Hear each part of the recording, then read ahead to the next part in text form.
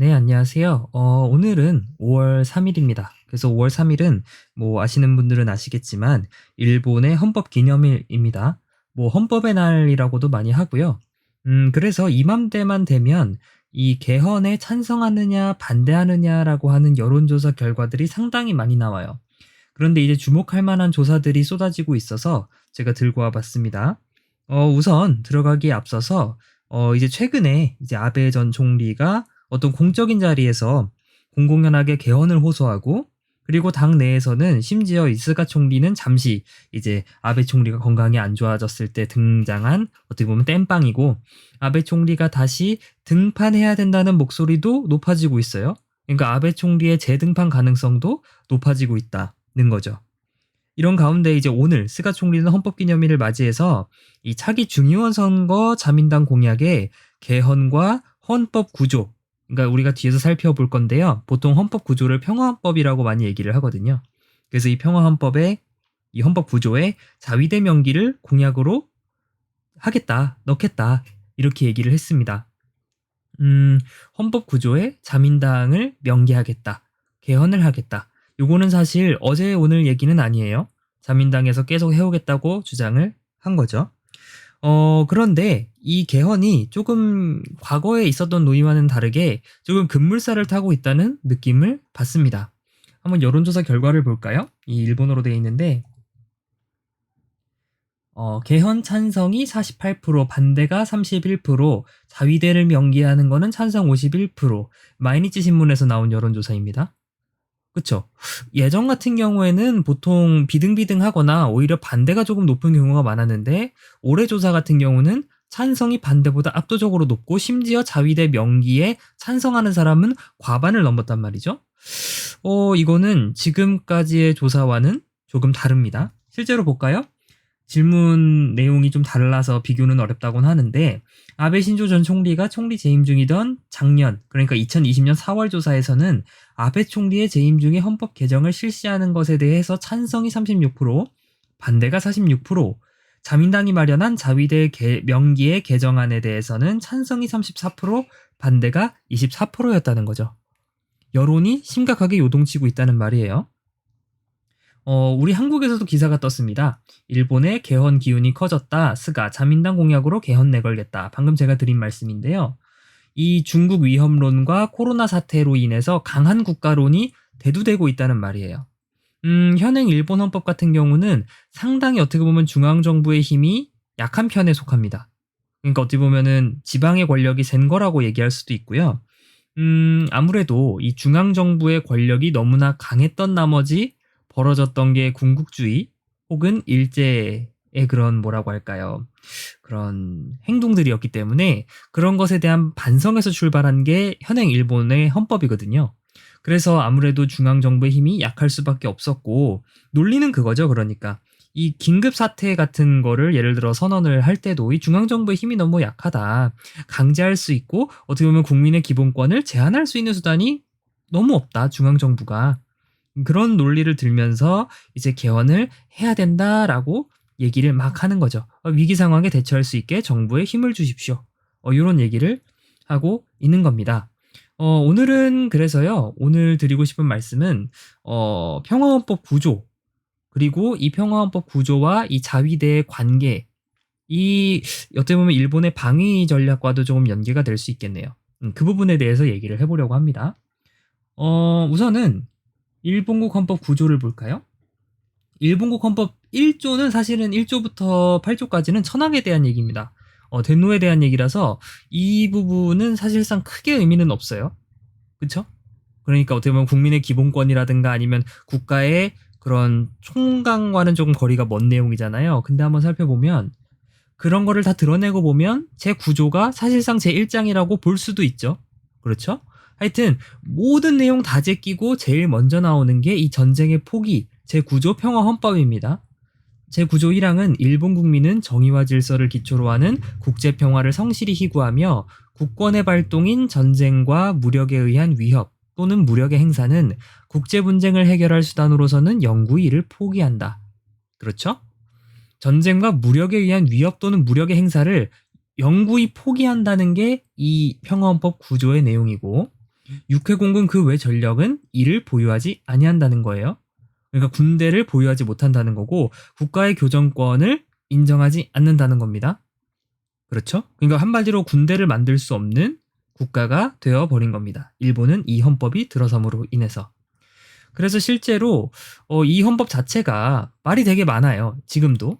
그래서 이 예전에 2007년 기사긴 한데 이 중앙 썬데이에서 현행 헌법은 미군 장교 작품인가 점점점 이렇게 해서 조금 살펴볼 만한 기사를 낸 적이 있더라고요. 살펴보면 이 아베 신조 수상이 과거 자기 에세이집 같은 거 어떤 자신의 정치적인 입장을 드러낸 책을 한 권 쓴 적이 있는데 그게 아름다운 나라로라고 하는 우리나라에 번역이 됐을진 모르겠는데 하여튼 이 아베 신조 수상의 개인적 어떤 정치적 사상을 엿볼 수 있는 상당히 유명한 책입니다. 거기 보면 일본 헌법은 법률도 잘 모르는 연합군 총사령부 소속 젊은이들에 의해 불과 열흘 남짓 만에 쓰여진 것이다. 이런 표현이 등장해요. 이게 아베 총리의 지론이기도 하면서 어떻게 보면 일본 우익의 현행 일본 헌법에 대한 입장이기도 합니다. 그러니까 한마디로 굴욕적으로 생각하는 거죠. 그렇죠? 또 이렇게 말한 적도 있다네요. 현행 헌법 전문은 패전국 일본이 승전국에 제출한 반성문과 같다라고 말한 적도 있고 그런 이유로 이 평화헌법 구조를 삭제한 새 헌법을 만들 때 일본은 비로소 진정한 독립국이 된다라고 주장을 합니다. 그렇죠? 그러니까 가장 핵심 논리는 뭐냐면 현행 헌법은 강요된 헌법이라는 거예요. 미국에 의해서 강요된 헌법이고 이제는 우리에게 맞지 않는 옷이다 라는 것이 개헌론자들의 주장 혹은 일본 우익들의 주장이라고 할 수 있겠습니다. 사실은 이게 조금 어느 정도 반은 맞고 반은 틀린 얘기라고 저는 생각을 하고 또 그게 일본 헌법학계의 중론이기도 합니다. 왜냐면 이 어떻게 보면 일본국 헌법이 미국에 의해서 강제로 어떻게 보면 강요받았다라고 주장하는 가장 큰 논리가 이 메가더 사령관의 3원칙이거든요. 3대 원칙이라고도 많이 하는데 그 3대 원칙에 입각해서 일본국 헌법이 쓰여졌기 때문에 이거는 메가더 그리고 미국이 강요한 것이다. 그러니까 그 3원칙이 뭐냐면요. 첫 번째는 천황은 국가 원수의 지위에 있다. 그 얘기입니다. 그 다음에 두 번째는 국가의 주권적 권리에서 전쟁을 폐기한다. 뿐만 아니라 분쟁 해결의 수단으로서의 전쟁 및 자기의 안전을 유지하기 위한 수단으로서의 전쟁도 포기한다. 어떠한 일본 육해공군도 결코 허용하지 않으며 어떠한 교전자의 권리도 일본군에는 결코 부여할 수 없다. 이게 어떻게 보면 지금의 평화헌법으로 어느 정도 그 정신이 이어져 오고 있는 겁니다. 이 왜 이런 3원칙이 나왔냐면요. 여기 기사에 한번 볼까요? 이 메가더 사령관이 마이니치 신문 특종보도에 경로를 했던 일이 있습니다. 일본 정부가 마련한 헌법 시한이 일왕의 통치권을 인정하는 등 군국주의 시절 헌법과 다를 바가 없었기 때문이다. 그러니까 일본도 이게 무슨 일본이 우리나라 1948년에 건국된 그 느낌처럼 완전히 어떻게 보면은 스스로의 나라를 경영해 본 적이 없다가 갑자기 해방 아니면 전쟁이 끝나서 독립국이 되는 게 아니거든요. 나름대로 근본이 있는 국가란 말이죠.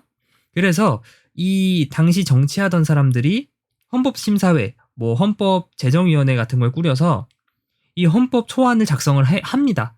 했는데 이제 거기에 그런 내용이 있다는 거죠. 구 일본 제국 헌법과 크게 달라지지 않은 헌법을 초안이랍시고 들고 나온 거예요. 미국의 입장에서는 이것들이 뭐 하는 거지? 라는 생각이 들 수도 있던 거죠. 그래서 이제 메가더가 방금 제가 말씀드린 3원칙을 얘기한 겁니다.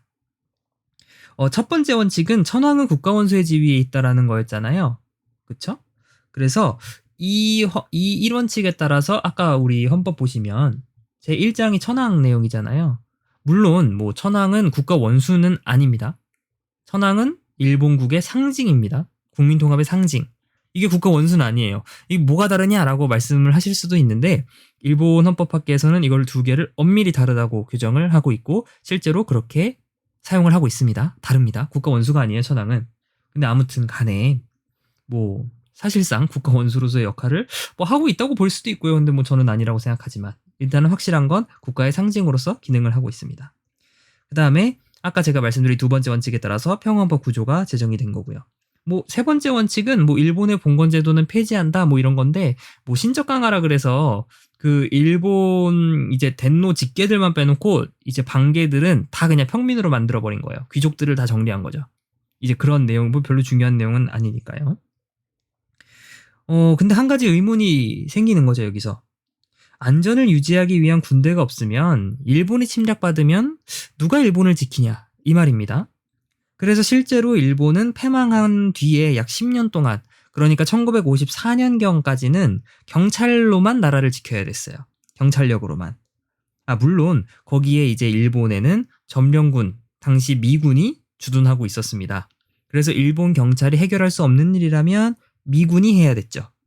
그러니까 평화헌법의 원칙은, 그 당시에 이 평화헌법이 만들어졌을 때 그 원칙은 일본의 방위는 미군이 한다는 거였어요. 그 와중에 근데 1950년에 어떤 일이 벌어지나요? 한국전쟁이 벌어지죠. 냉전이 급속도로 진행이 됩니다. 2차 대전이 끝난 게 1945년인데 불과 그 3, 4, 5년 만에 세계가 다시 미국과 소련을 중심으로 뭉치기 시작한 거예요. 양극단이 이렇게 막 돼버리는 거죠. 그리고 결국에 미국은 일본과 1952년 미일 안전보장조약을 체결합니다. 그래서 이 당시 안보투쟁이라 그래서 그 지금으로서는 조금 상상하기 어렵지만 일본에서 수십만 명의 인파가 모여서 국회의사당 앞에 모여서 이 안보조약을 반대한다. 이런 운동을 막 하기도 했었습니다. 그걸 안보투쟁이라고 많이 얘기를 합니다. 아무튼 뭐 잘 발효는 됐습니다. 뭐 당시 총리도 사퇴하고 뭐 여러 가지 스캔들이 있었지만 뭐 아무튼 여차저차 잘 통과가 됐고, 그래서 1954년에 일본에 자위대가 설치가 됩니다. 그러니까 자위대는 어때요? 시작부터 그 정체성이 애매했던 거예요. 아니 헌법상 전쟁을 할 수 없고 군대도 조직할 수 없는데 군대라고 보이는 무언가가 만들어진 거죠. 그래서 자위대에 대한 원칙이 필요하게 됐어요. 첫 번째 원칙이 전수방위의 원칙입니다. 전수방위의 원칙. 이게 뭐냐면 1955년경에 그 일본의 방위성 장관이, 당시엔 방위청이었습니다만 아무튼 그 장관이 자위대 설립에 대한 논란을 잠재우기 위해서 발표한 거예요. 그러니까 이 당시에는 전쟁에 대한 트라우마가 아직 거치지 않은 시점이에요. 그렇죠? 그런데 이 와중에 미일 안전보장조약이 체결되고 자위대까지 만들어지니까 당시 국민들, 특히나 대학생들 입장에서는 야 이러다가 우리 전쟁 끌려나가게 생겼다. 또 우리 전쟁 지금 져가지고 지금 나라가 쑥대밭이 된 게 몇 년 전인데 또 전쟁 끌려가게 생겼다. 이런 목소리가 커지면서 논란이 심화되니까 우리는 해외 파병 안 해. 우리는 전수방위만 할 거야. 그런 원칙을 얘기한 거예요. 핵심은 외국을 공격하거나 타국을 침략하지 않고 오로지 방위만 하는 최소한의 무력이다 이거예요. 자위대는. 우리가 어디 원정 안 나가, 파병 안 해. 그냥 우리나라의 안보를 지키기 위한 정말 최소한의 군사 조직인 거야 라고 얘기한 거죠. 당시 이게 전수방위의 원칙입니다. 그래서 이게 1970년대에 들어서면 더 정교해져요. 오직 일본 국토 및 그 주변에서만 방위를 하는 것이 일본 방위의 방침이다. 이겁니다. 이게 전수방위예요. 그 다음에 또 다른 기둥은 집단적 자위권을 인정하지 않는다였어요. 그 집단적 자위권이라는 거는 뭐 모두 아시겠지만 어떤 일본의 동맹국이 타국의 공격을 받을 때 무력을 사용할 수 있는 그런 주권적인 권리를 얘기하거든요. 이건 국제법적으로 어느 정도 인정이 되는 그런 권리들이에요. 근데 일본은 이제 당시에 이 권리 자체가 파병을 나가는 거잖아요. 다른 나라에 파병을 나가는 거잖아요. 전수방위 원칙에도 맞지 않는다는 거죠. 그리고 국가 방위의 최소한의 범위를 넘어섰다는 거죠. 평화헌법에서 규정하고 있는 그 한도를 넘어섰다는 거죠. 그래서 전수방위의 원칙, 그 다음에 집단적 자위권, 불허 원칙을 두 가지 축으로 삼아서 이 기조를 계속 유지를 해왔습니다. 어차피 자위대가 있어도 여전히 일본의 핵심 방위는 미군이 담당했고, 이 일본 입장에서도 굳이, 왜냐면 이 군국주의하다가 나라를 한번 진짜 말아먹을 뻔한 거 아니에요. 뭐 실제로 말아먹었지만. 그래서 이 군대를 키워서 이거 이겨먹으려고 하는 것보다 그래, 안보는 그냥 미국한테 맡겨버리고 우리 잘 먹고 잘 사는데 힘쓰자. 이 전쟁 복구부터 좀 하자. 이런 여론이 상당히 강했어요. 그래서 실제로 뭐 미국이 헌법을 만들어줬네, 이 평화헌법을 일본에 강요를 했네 마네라는 얘기가 나오지만 이 비무장 원칙 자체, 이 평화헌법의 뭐라고 할까요? 아이디어 자체는 그 당시에 시데하라 기주로 총리의 아이디어에서 비롯됐다는 거예요. 이거는 당시 증언도 있고 2016년경에 편지가 발견되기도 했습니다. 요거는 사실상 팩트라고 보는 게 맞아요. 그러니까 메가더의 3원칙에서 평화헌법이 출발한 게 아니라 당시 일본에도 이 비무장 원칙을 원하는 주류 세력이 있었다는 거예요. 뭐 요시다 시게루 씨도 어느 정도 그 분파에 속하기도 하고요. 유명하죠? 근데 시대가 바뀌었잖아요. 그 냉전이 끝났습니다. 그렇죠? 소련이 붕괴하면서 냉전이 끝났고요. 그 다음에 일본의 경제가 마구마구 성장하기 시작했어요. 이제 조금 먹고 살만해지니까 욕망이 꿈틀대기 시작하죠.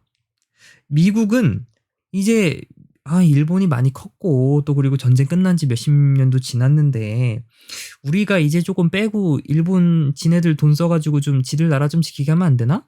요런 조금 유혹이 있었고요. 미국 자체도.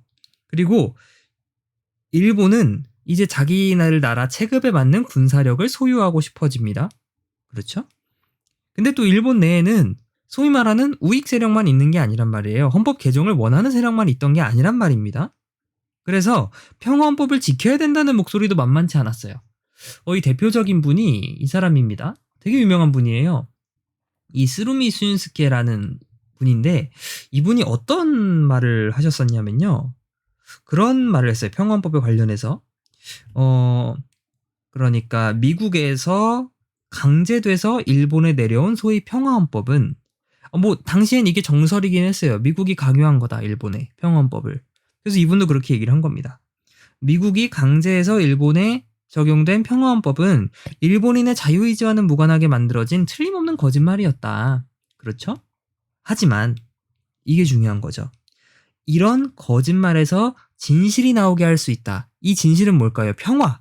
그러니까 평화가 나오게 할 수 있다 이거예요. 우리가 비록 강요받아서 한 거지만 이거를 그렇게까지 비관적으로 생각할 게 아니라 일본인들 스스로가 이 평화주의 원칙을 지켜나가고 품으면 이거를 하나의 긍정적인 평화를 유도할 수 있는 그런 것으로 우리가 승화시킬 수 있다.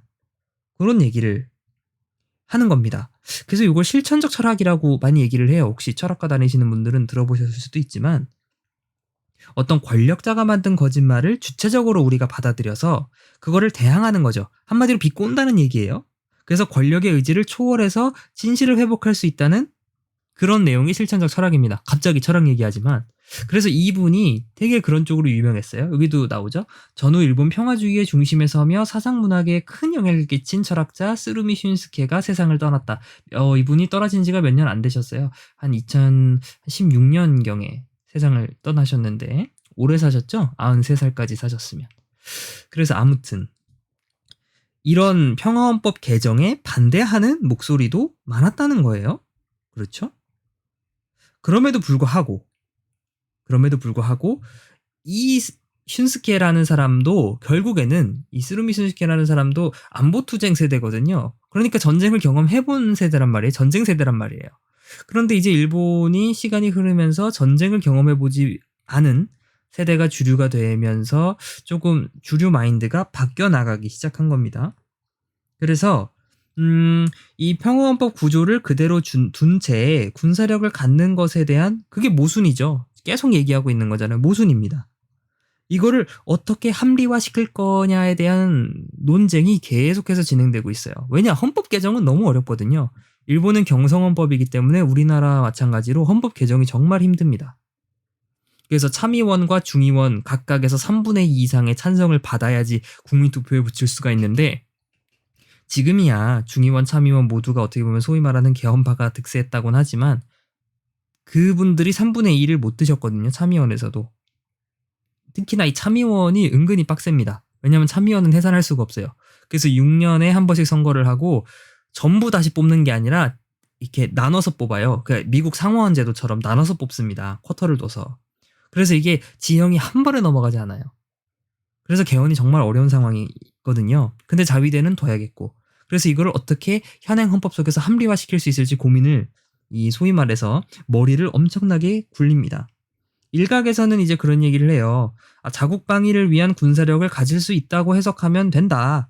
그렇죠? 다른 쪽에서는 이거는 인간적으로 너무 합리화하는 거 아니야. 거짓말이잖아. 헌법을 개정해야 돼. 헌법이 잘못된 거야. 라고 얘기하는 사람도 있고, 좀 극단적인 분들로는 아예 이거 위헌 아니야 자위대 자체가, 이것들아 편법 쓰지 말고 그냥 자위대 해산해 라고 하는 사람들도 있습니다. 이제 그러던 와중에 1993년도에 북핵위기가 터져요. 이게 북한 핵 이제 도발이 터지는 거죠. 그때부터 시작입니다. 그래서 일본은 그때부터 뭐 불안을 느꼈겠죠. 혹 뭐 다른 마음으로는 됐다 이제 기회를 잡았다라고 생각을 할 수도 있겠고요. 근데 아무튼 불안을 느꼈습니다. 당시 일본은. 그래서 이 미국하고 이 되게 여러 가지 안보 협력을 강화해 나가기 시작해요. 이때부터. 그래서 어떤 것까지 나오냐면요.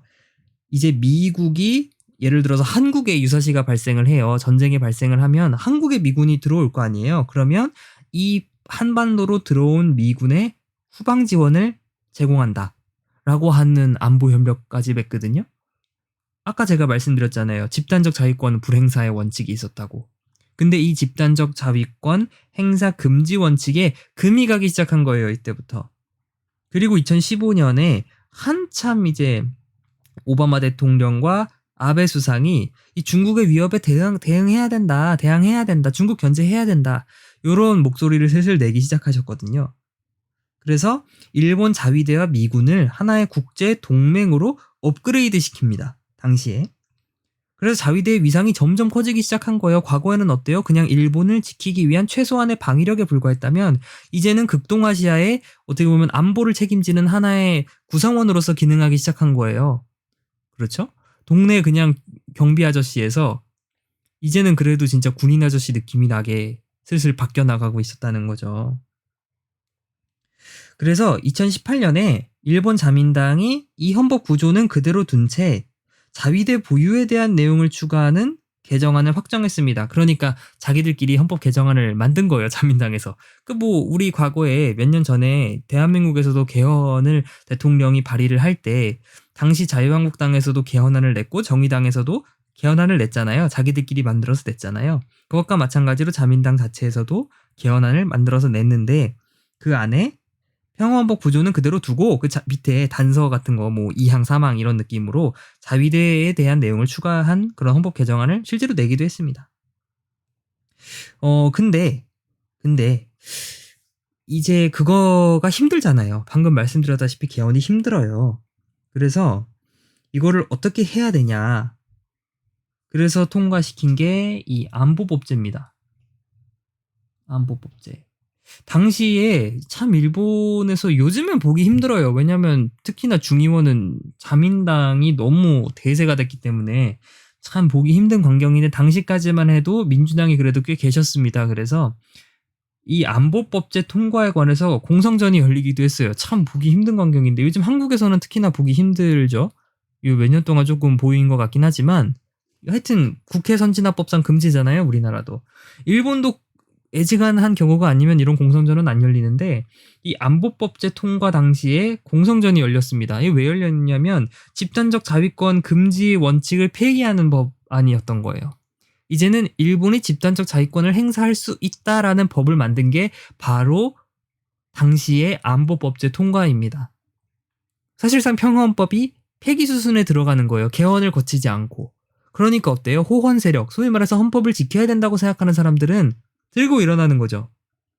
그렇죠? 그렇습니다.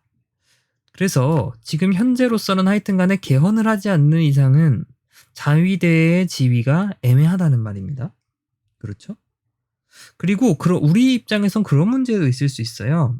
아까 말씀드렸다시피 집단적 자위권이 이제는 일본에서 우리가 그렇게 행사를 하겠다라는 쪽으로 원칙을 바꿨잖아요.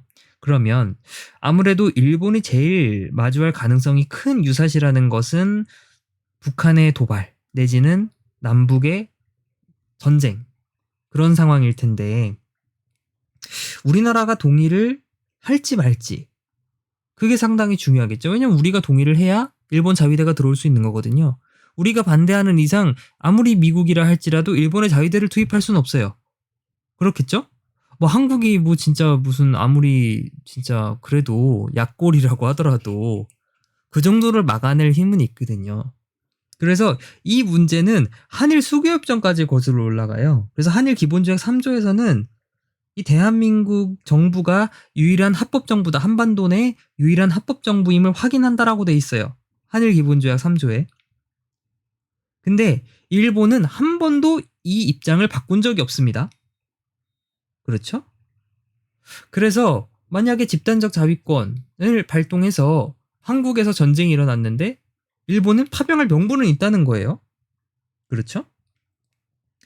그래서 사실상 실질적인 키는 미국이 쥐고 있을 텐데 이게 조금 어떻게 될지 그것도 한번 여러분들 함께 생각해보면 좋을 포인트 같습니다. 마지막으로 좀 시간이 많이 길어지긴 했는데 글쎄요. 제 개인적인 생각에는 일본의 소위 말하는 보통국가화, 그러니까 평화헌법 하에서 교정권을 포기한 그런 일본이 이제는 다른 나라와 마찬가지로 군대를 만들어서 정상적인 군사력을 행사하게 되는 걸 우리가 보통국가화라고 얘기를 하죠. 요게 사실상 이제는 기정사실인 것 같아요. 이제 향후 늦어도 10년 안쪽으로는 이게 실현이 될 수도 있겠다라는 생각이 들어요. 그러니까 독일 같은 경우를 한번 보면요. 독일도 통일 이후에 이 정상성이라는 개념, 그러니까 노멀리티라고 하는 이 개념을 두고 되게 논쟁이 있었어요. 2차 세계대전 이후에 탄생한 독일이 비정상적이라는 인식에서 비롯된 거예요. 아까 제가 말씀드린 것처럼 일본도 그런 입장이 있는 거죠. 지금 전쟁 이후의 일본은 미국의 강요로 탄생된 비정상적인 체제다. 라는 문제의식이 있는 것처럼 독일에도 그런 인식이 있었다는 거예요. 전범국이자 어떻게 보면 패전국인 독일이 여러 가지 면에서 온전한 주권을 행사하지 못하는 어떻게 보면 절반의 주권 국가, 그러니까 비정상적인 국가라고 하는 피해의식이 있던 거예요. 당시 독일에도. 그래서 독일의 우파들은 어떤 자신들이 가해자이자 피해자이며 전쟁의 트라우마에서 국민들을 해방시키고 홀로코스트를 비롯한 나치의 역사도 결국에는 시간이 지나가면 잊혀지는 역사의 일부다. 그리고 자국민의 안전과 동맹국을 위해서 무력을 사용할 수 있는 군사행동의 자유를 보장해달라. 이런 의미로 정상화라는 단어를 사용했어요. 당시에. 여기서 가장 진짜 피를 토하면서 반대하신 분이 이 위르겐 하버마스, 많이 들어보셨을 텐데 이 수기민주주의를 어떻게 보면 정립하신, 그 개념을 만드신 분으로 유명하죠, 우리한테는. 아무튼 이 위르겐 하버마스 아직도 살아있는 거로 알아요. 되게 오래 사신 분인데, 아무튼 이분이 독일에서 민주주의가 뿌리 내린 거는 오로지 아우슈비츠라고 하는 도덕적 재앙의 충격에서 시작됐다고 얘기를 했어요. 그러니까 소위 말해서 독일이 아무리 전쟁에서 졌어도 이 홀로코스트 같은 이 도덕적 재앙의 충격, 야, 세상에 우리 독일인이 이런 짓을 하다니, 이런 인간 말종의 짓을 하다니 라고 하는 그 충격, 이게 있었기 때문에 민주주의가 가능했던 거다 라고 주장을 한 거예요. 하버마스는. 그래서 정상성이라는 단어를 이용해서 은근히 홀로코스트에 대한 기억을 역사적인 교훈으로 내면화한 독일인들의 정체성을 부정한다고, 부진하려는 거 아니냐고 의심했어요. 하버마스는. 그래서 독일 좌파들, 소위 말해서 하버마스도 좌파로 볼 수 있죠. 그래서 독일의 좌파들은 독일 민족주의와 손잡은 독일의 군국주의가 이 정상성이라는 단어를 통해서 다시 부상할 수 있다고 우려했던 거예요. 지금 일본에서 개헌을 반대하는, 특히 평화헌법 개정을 반대하는 일본의 소위 말하는 혁신 세력, 우리나라로 치면 좌파, 진보 세력. 왜 그러냐면 이거를 시작으로 해서 소위 말해서 과거 일본이 저질러왔던 악행들, 전쟁 범죄들, 이런 사실들이 희석될 수 있다는 거예요. 이제는 잊혀질 수 있다는 거예요. 그런 도덕적 부채감이 사라질 수도 있다는 위기의식에서 평화헌법을 지키려고 하는 겁니다. 그렇죠? 그래서 이 코소보 사태가 있었어요. 유럽에서. 여러분 아시겠지만. 그래서 당시 유고 연방에서 분리 독립을 요구했던 코소보 사태 당시에 그 독일의 외무장관이 있었습니다. 그 사람이 독일의 군사 개입을 적극적으로 옹호했어요. 이 코소보에 독일이 개입하는 거를 옹호했단 말이죠. 뭐라고 했냐면 이게 되게 걸작이에요. 나는 2번 다시 전쟁은 없다라고 배운 적은 없어요. 다만 나는 2번 다시 아우슈비츠는 없다라고 배웠습니다. 라는 얘기를 합니다. 명언이죠. 그렇죠? 뭔 얘기냐면, 아니, 아우슈비츠를 하러 가는 게 아니지 않느냐. 그렇죠? 학살을 하러 가려는 게 아니잖아요, 당시 코소보는. 이 코소보 사람들을 구하러 가는 거잖아요. 그렇죠? 그런 얘기입니다. 그래서 일본도 글쎄요. 뭐 이게 어떻게 보면 일본만의 주권적인 사항이라서 주변국의 눈치를 볼 필요가 없다라고 주장을 할 수도 있어요. 근데 제 생각은 그렇습니다. 이 일본이 과거 전쟁을 일으켰던 것도 사실이고, 뭐 대한민국, 그러니까 당시 조선을 비롯한 중국이나 뭐 동남아시아 지역, 인도차이나 같은 동네 말이에요. 아니면은 저기 사이판 같은 섬 동네도 마찬가지입니다. 그 아시아의 여러 국가들이 일본의 당시 전쟁 행위에 피해를 받은 건 뭐 부인할 수 없는 사실이잖아요. 그게 옳건 그르건 간에. 그렇죠?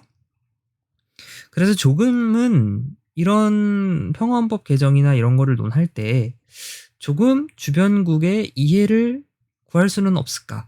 그런 아쉬움은 개인적으로 있습니다. 오늘 얘기가 너무 길었는데요. 너무 길었는데 하여튼 한 줄로 요약해볼까요? 한 줄로 요약하자면 이 일본에서 평헌법을 개헌하자는 움직임이 점점 더욱더 가시화되고 있고 이번 중의원 선거에서 자민당의 공약사항으로 아예 개헌이 내걸렸으며 현행 헌법상 뭔가 자위대의 지위는 애매하나 전수방위의 원칙은 무너지지 않았지만 이 또 다른 한 축 집단적 자위권 불행사의 원칙은 이미 무너졌고 일본의 보통 국가화는 가속 페달을 밟은 상태다. 이렇게 요약을 할 수 있겠습니다. 그래서 제 뭐 의견에 동의를 하실 수도 있고 아니실 수도 있지만 뭐 하여튼 그렇습니다. 그래서 오늘은 이것으로 마치도록 하겠습니다.